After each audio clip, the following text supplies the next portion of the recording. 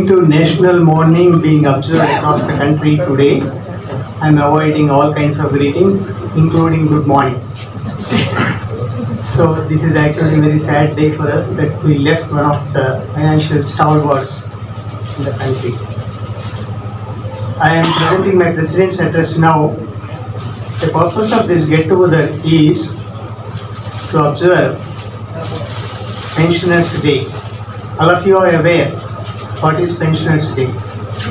Pensioners' Day we are observing right from 1983 onwards as a mark of respect and also as a mark of gratitude to the services rendered by Sri D.S. Nakara, who was holding a very high post in Government of India, and he approached the court pointing out the differentials and also the discriminatory treatment being meted out to the pensioners in a way that is those who retired before a specified date, those who retired after a specified date will be treated differently for the purpose of granting pension. This he opposed. He brought out several factors before the Honorable Supreme Court, and Supreme Court bench headed by one Justice Desai, and one of the justices was D.Y. Chandrachud.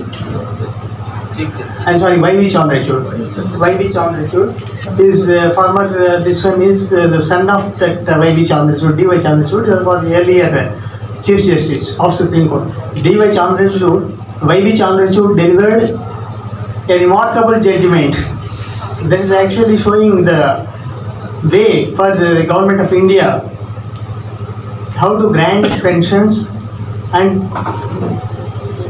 no discrimination between two sides, specific fortuitous. The word fortuitous was used there in the judgment, meaning that it is actually an accidental happening, and on account of that you cannot say that this specified date, before the specified date, after the specified date, the treatment should be different. This is how the Supreme Court remarked and said that simply because of that fortuitous happening, you cannot show differentials between two sides of people, all should be treated equally. That is also another point they said was that equality before the law and equal treatment under the law should be the guiding force for implementation of any guidelines by the Government of India. That is what he said, not only Government of India, governments also other governments. This should be equality before the law and equal treatment under the law should be the guiding force. And also they said, we have adopted directive principles of state policy, articles 36 to 51 of the Constitution. At the same time, when we adopted the Constitution in the year 1950, there should be an attitude towards the people. That is, public assistance should be there in case of old age, on account of old age, illness or any disabilities. And this goes against this differential treatment being meted out by the government by introducing one specified date goes against the letter and spirit of the directive principles of state policy, which we have adopted as a guiding force for all the administrations to follow. This is how the Supreme Court gave. That is actually landmark judgment and historical judgment on account of which we are all happy today. Drawing pension.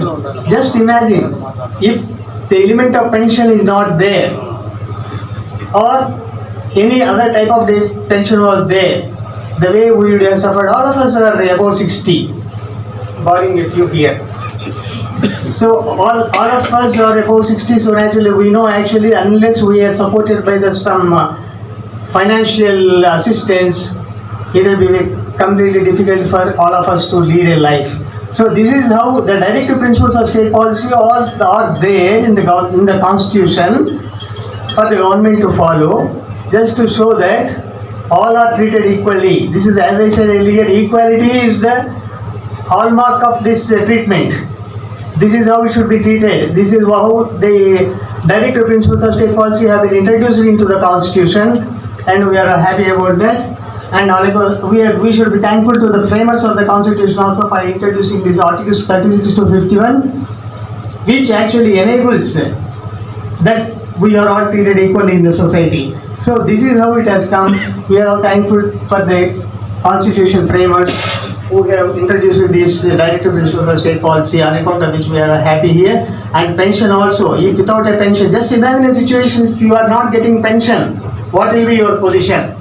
That will be very frightening and bewildering also, in my opinion. It is very frightening, because of which we are able not only to get respect in the society but also in the family also, because of the financial assistance that we are able to give to the family. So this is how it has been introduced. We are all thankful to them for that one. And another thing I want to tell you, that All India Federation of Pensioners Association has conducted recently one digital literacy program, where our Principal Accountant General Sri K. Jayasankar also attended that. Of course, that program you were not there, but I want to tell him that it was very useful. The way it was conducted, really, you all have smartphones, iPhones, mobiles. These mobiles are as useful to you as dangerous also to you. Because of this mobile, several these frightening happenings are taking place in the society today, called cyber crimes, cyber frauds, operating through social engineering. This is an important factor that we will have to keep in mind. You are getting pensions, some people sizable pension, so you are accumulating the balance in your account, and similar to what is going on as a recce operation, some people are observing what you have, what is your status, what is your standing in the society, how much credit you have in your balance in the account. Some recce operation is going on. This is actually, the social engineering is as frightening, as damaging actually as it is useful to you also. So we have to be extremely careful for understanding actually what is happening through this social engineering, through this cyber frauds, cyber crimes, etc. The programs arranged recently by the All India Federation was very useful, and he started telling, but he gave only introduction. He cannot go deep into the subject. He cannot tell us everything. What is meant by digital arrest? Digital arrest. How it is happening? If you have sizable amount in your bank balance, there is every possibility that somebody is keeping eyes on that balance. How to steal it? I told them in the meeting itself, I told them also what are my personal experiences. Suddenly I will get a call saying that we are speaking from Department of Telecommunications. I am calling from Department of Telecommunications. Only once I got a call about 7 months, 8 months back saying that I am calling from Department of Telecommunications and my name is so and so. She said, we don't know whether the name is correct or fake. Most probably 99% it should be fake only, because nobody will reveal their identity when they have in mind that they want to do some fraud there. That is a fact. It's known to everybody.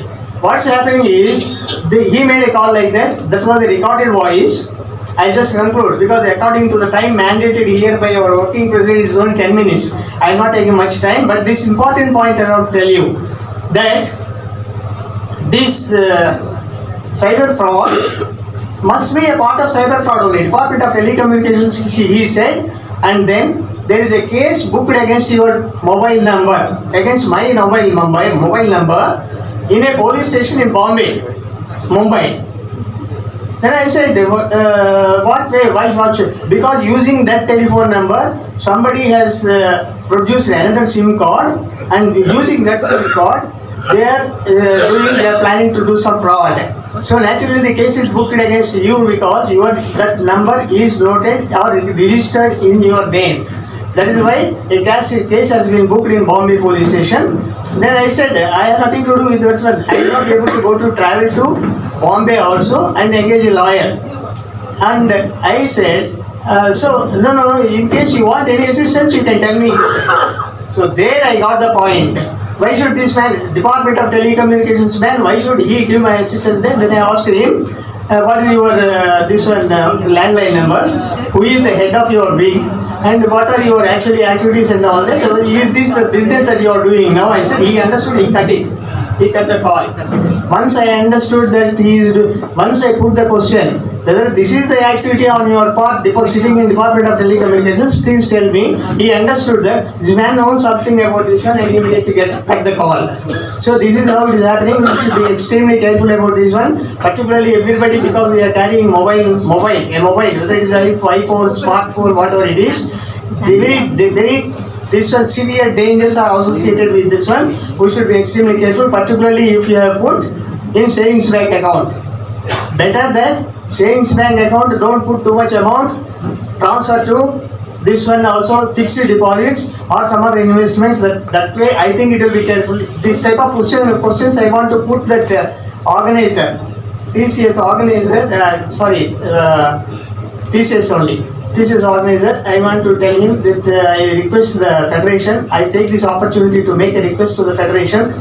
Please arrange more programs like this, because our friends will be very happy about this one. Another thing I want to tell you, what T.S. Nakara had done for us is remarkable. There is no doubt about that. Because if this is type of differential treatment being meted out by the government, then actually all of us would have been deprived of the facility called pension. But what is happening here? Yesterday or day before, there was a report in a newspaper saying that Comrade Duraipandian will be able to deal with this one more elaborately, more extensively. Tamil Nadu State Transport Corporation. I request your attention please, because you have to speak on this one also when your turn comes. Tamil Nadu State Transport Corporation and pensioners are denied DA revision. 8 years DA they were. 8 years. Do you know what? This one I will conclude. Do you know? He will elaborately deal with this one. I know about it. So what's happening is, DA revision had taken place for them, for the pensioners of Tamil Nadu State Transport Corporation only in the year 2018 or 2017. From then onwards, they are not getting the DA. They approached the court, step by step.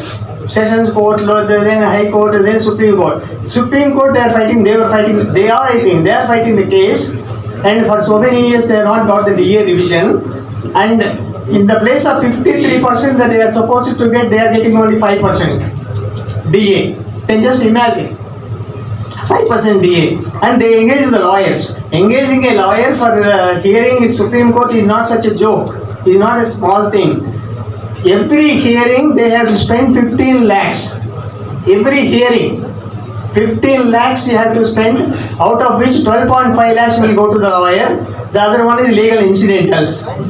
The Supreme Court, for fighting a case in Supreme Court, the government is spending 30 lakhs, according to the newspaper report. 30 lakhs. But till today, nothing is happening. D.S. Nakara, we are extremely thankful to D.S. Nakara for what he had done. But what is happening today is, and in addition to this also, another thing I want to tell you, that in several cases, in our own cases, court judgments are being honored more in breach than in observance. Why? We have to think about this one. Another D.S. Nakara will have to be born. They have to come to tackle all these problems. Thank you.